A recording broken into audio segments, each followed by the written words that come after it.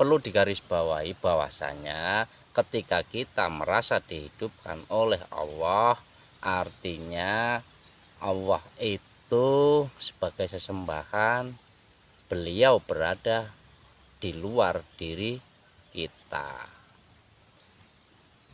Ketika beliau di luar diri kita, lah untuk menuju tunggal itu bagaimana lur? Untuk menuju ahad itu bagaimana lur?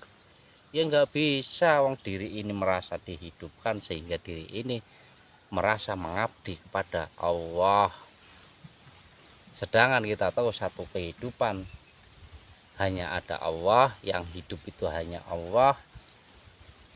Ya harusnya kita terus merasakan memang benar bahwasanya kita ini hanya manifestasinya.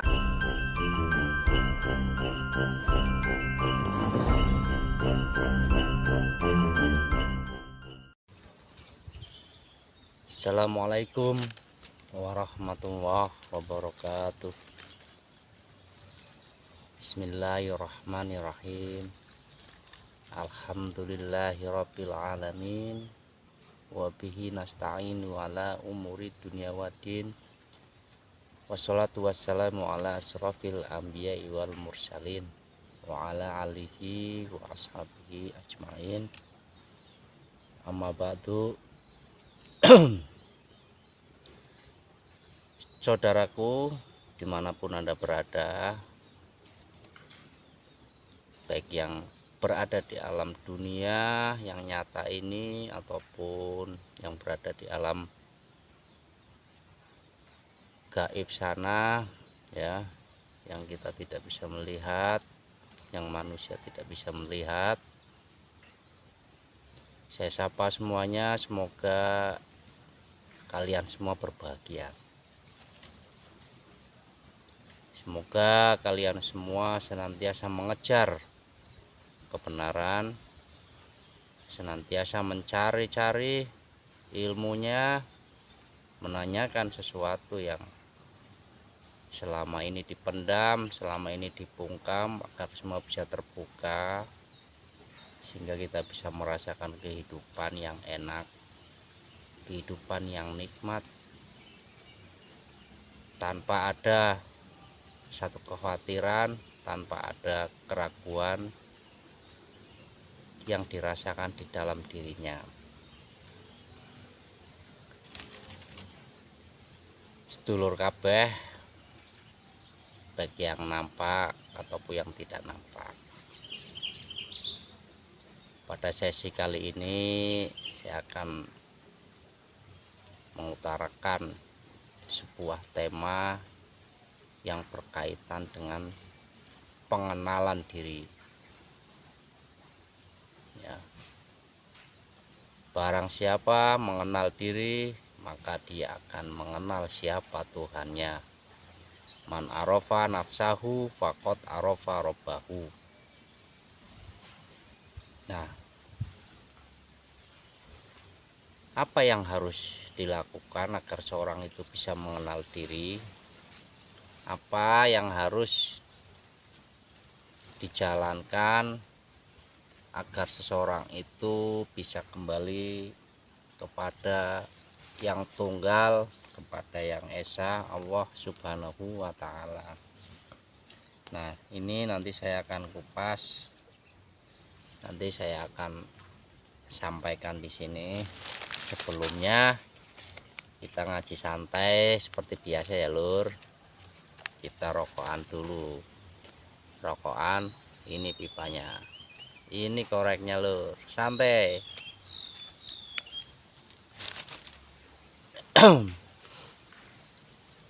Untuk menuju ke sana itu lur, ya, tidak seperti apa yang kita bayangkan,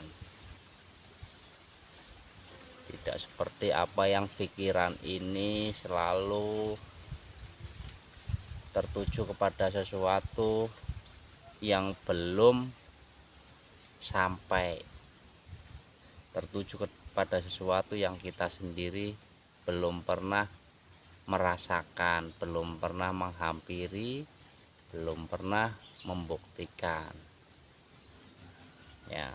Nah, kita rokok dulu Lur, santai.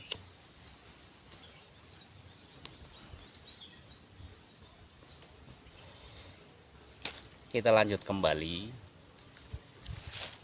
Man arofa nafsah fakot arofa robbah. Kenalilah dirimu maka akan kenal Tuhannya. Karena mengenal Tuhan itu, mengenal Allah itu adalah satu hal yang wajib dialami, karena hal ini sebuah bukti bahwa penyaksian kita agar bisa menjadi benar,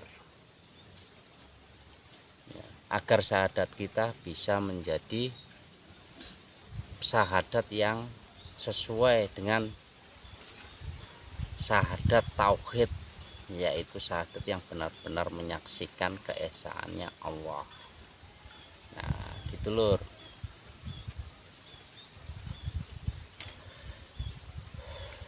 Baik, untuk mengenal diri kita harus tahu silsilah sebuah kehidupan yang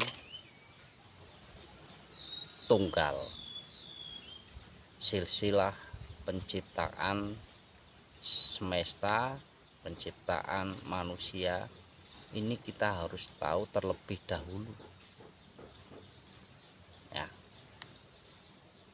Kenapa kita harus tahu? Ya karena ketika kita hanya mengetahui bahwa manusia itu diciptakan dari tanah, terus dikasih roh dan hidup, akhirnya kita beranggapan bahwa kita itu makhluk yang dihidupkan oleh Allah, yang di situ hanya untuk menjalankan satu amal yang kita sendiri tidak tahu apa yang kita lakukan, sehingga amal-amal yang dikerjakannya selalu diakui, sehingga dikumpul-kumpulkan agar nanti bisa menjadi penolong. Kan seperti itu Lur, betul tidak? Maka dari itu, yang namanya semesta ini, yang namanya manusia ini, dari apa dia? Ini bahasa proses dulu ya Lur ya. Saya menggunakan bahasa ciptaan ya. Padahal sesungguhnya kalau kita sudah masuk dalam ranah ahad, itu tidak ada yang namanya ciptaan. Karena ini bahasa proses, dan proses adalah satu kendaraan, ilmu adalah satu kendaraan menuju paham, dan ilmu itu sendiri nanti akan kita tinggalkan ya. Nah, ini akan saya sampaikan bahwasanya satu kehidupan yang tunggal itu kehidupan yang hanya ada Allah semata. Nah, makanya ada kalimat la ilaha illallah ya. Tiada Tuhan selain Allah. Nah, berarti tiada Tuhan selain Allah ini, kita harus dalam hati ini harus ada timbul pertanyaan, yang mana yang bukan Allah? Padahal kalimat itu untuk semesta ya, tiada Tuhan selain Allah ya. Nah, artinya Allah itu dohir, Allah itu batin, Allah itu awal, Allah itu akhir ya. Berarti yang dohir, yang batin, yang nampak, yang tidak nampak, itu semuanya harus bisa diisbatkan bahwa itu adalah kehidupannya Allah yang tunggal ya. Yang dohir ya Allah, yang batin ya harus Allah. Yang kelihatan ya Allah, yang tidak kelihatan pun harus Allah. Nah kan seperti itu lur. Ini namanya la ilaha illallah ya. Paham sampai di sini lur? Jadi la ilaha illallah itu berarti kita yang merasa hidup harus mati. Harus mati dulu ya, baru kita bisa masuk ke dalam illallah ya. Ilahanya ini, tiada Tuhannya ini harus dihilangkan loh, harus dinafikan sehingga mengisbatkan illallah, hanya Allah. Jadi satu kehidupan yang semu harus dikembalikan kepada satu kehidupan yang nyata. Kita makhluk itu sebetulnya mati. Kita makhluk itu sebetulnya tidak dihidupkan oleh Allah. Ya. Perlu digarisbawahi bahwasanya ketika kita merasa dihidupkan oleh Allah, artinya Allah itu sebagai sesembahan, beliau berada di luar diri kita. Ketika beliau di luar diri kita, lah untuk menuju tunggal itu bagaimana lur? Untuk menuju ahad itu bagaimana lur? Ya nggak bisa, wong diri ini merasa dihidupkan sehingga diri ini merasa mengabdi kepada Allah. Sedangkan kita tahu satu kehidupan hanya ada Allah, yang hidup itu hanya Allah. Ya harusnya kita terus merasakan dan merasakan memang benar bahwasanya kita ini hanya manifestasinya. Kan seperti itu loh.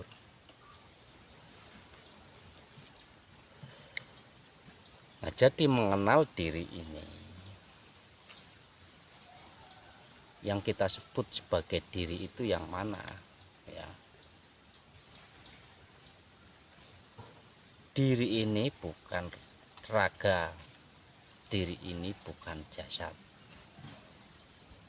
Tetapi pada proses mengatakan diri ini, diri kita ini adalah roh di situ loh. Roh sebagai penggerak, roh sebagai motor tergeraknya jasad ataupun raga ini.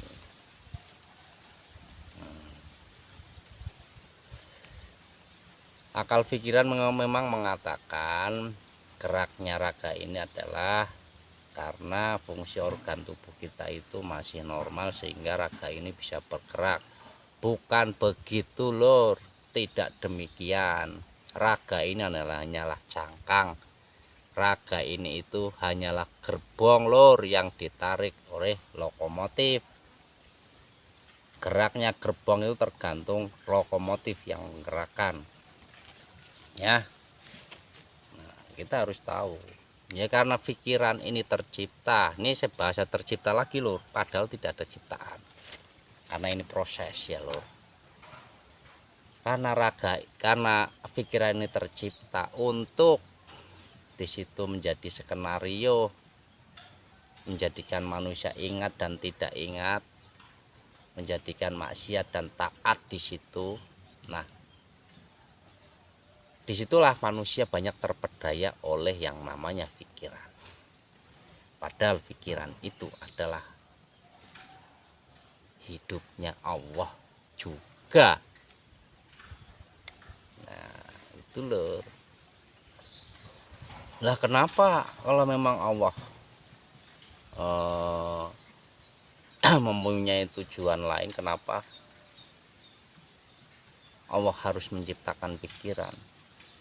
Kenapa Allah ketika ingin dikenal, kenapa Allah harus menciptakan pikiran, sedangkan pikiran itu nantinya akan membuat orang tersesat. Nah ini jawabannya loh ya.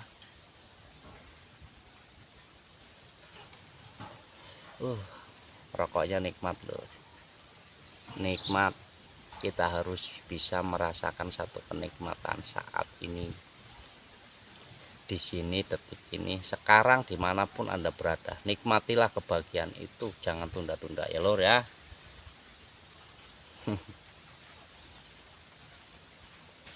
Kita lanjutkan. Karena pikiran itu adalah satu skenario yang membuat mereka ingkar ataupun ingat kepada Allah, maka dari itu seseorang itu harus bisa masuk ke dalam esensi satu kehidupan yang nyata. Lah kalau orang itu tidak mau masuk ke dalam esensi kehidupan yang nyata, dia ya pasti akan terjebak kepada skenarionya. Dia pasti akan terjebak kepada pikirannya sendiri yang mengatakan bahwasanya semuanya Allah, semuanya adalah Allah yang menginginkan, semuanya adalah Allah yang punya kodrat irodat. Akan tetapi pada prakteknya kita tidak bisa mengimplementasikan satu kehidupan yang tunggal, yaitu Allah Subhanahu wa Ta'ala. Maka perkataan itu ya hanya sebuah lintasan ilmu saja, dan itu tidak bisa menolongmu. Wah, ya gitu loh ya. Ya tentu tidak akan bisa menolong. Coba kalian menyebut la ilaha illallah beratus-ratus kali, beribu-ribu kali, tetapi kalian tidak bisa masuk kepada esensi la ilaha illallah, tidak tahu apa itu la ilaha illallah, ya hal itu tidak akan bisa menolong dirinya. Yang ada kalian semua akan dibawa kepada dimensi-dimensi lain, dimensi-dimensi imateri yang nantinya di situ kalian akan disuguhkan oleh sebuah keajaiban-keajaiban diri, sehingga kalian nanti bisa jadi apa lur, bisa jadi orang sakti. Ya kalau kalian mau ya silahkan saja amalkan itu, nanti akan sakti, dan nanti cuan akan datang sendiri ke rumah loh. Tidak perlu kesana, cuan datang sendiri ke rumah lur. Pasien banyak berdatangan, konsultasi lah, inilah itulah, ngobatin inilah itulah. Mau ya monggo, silahkan. Tetapi hal itu bukanlah tujuan kita ya lur ya. Tujuan kita itu adalah liqa, bertemu Allah, kembali kepada diri yang tunggal sebagai diri yang sesungguhnya ya. Nah itu loh, ini inti poin dari pengenalan diri ini belum tersentuh lur ya. Jadi rentetan uraian untuk menuju sang tunggal ini belum saya uraikan lebih dalam. Karena apa? Ya karena durasi loh. Karena durasi, kalau saya uraikan terlalu panjang ya akan kelamaan. Kalau kelamaan katanya bosen nonton video lama-lama ya. Nah itu karena diri kalian itu belum terbuka. Tetapi kalau diri kalian sudah terbuka, di situ cahaya makrifat sudah mulai muncul, maka ketika ada kajian seperti ini selalu ngejar dan ngejar, tidak ada puasnya lur. Bikin selalu bergaul dengan orang-orang yang ingin mengurai sebuah hakikat-hakikat kehidupan. ya. Rasanya seperti wajah dulu lur ya, tidak usah terlalu kepanjangan. Dan untuk uraian yang panjang ya nanti lain kali saja lur ya. Kalaupun Anda dekat ya dengan lokasi saya, ya silakan saja saudara datang ke rumah, saya akan welcome ya. Tetapi perlu diketahui, saya ini bukan siapa-siapa, saya ini bukan tokoh, bukan ulama, bukan kiai, bukan ustadz, dan saya tidak punya pengaruh di masyarakat ya. Itu saja yang perlu kalian tahu. Nah, ketika datang ke rumah ya pasti Anda kaget, saya hanya memakai celana kolor, pakai baju ala kadarnya, dan saya tidak pernah, jarang-jarang memakai pakaian gamis, apalagi pakai yang sorban-sorban ya, saya jarang lur. Saya ya apa adanya. Di rumah saya lebih nyaman pakai celana pendek, celana kolor, pakai kaos sudah ya. Nah udah seperti itu aja lur. Mohon maaf dan terima kasih. Wassalamualaikum warahmatullahi wabarakatuh.